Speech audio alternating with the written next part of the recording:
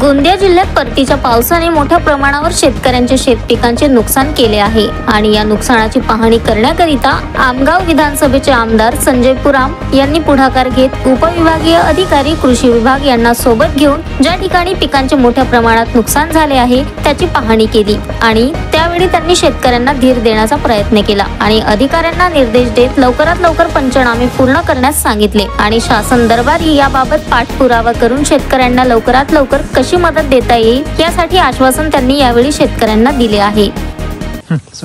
आज आमगाव तालुक्यातील अतिवृष्टी भागात दौरा केलेली आहे। त्याच्यामध्ये मोठ्या प्रमाणात शेतकऱ्यांचे नुकसान दिसलेले आहे। काही धाना जे कापलेले धान आहेत त्याला अंकुर देखील फुटलेले आहे।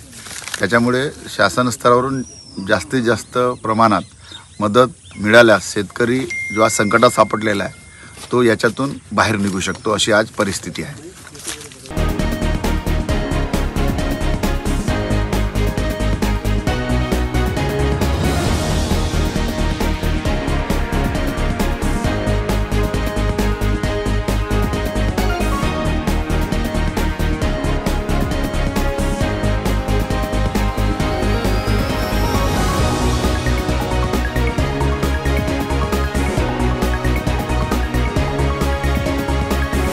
Sunil Kawade, the sting operation news, Gondia.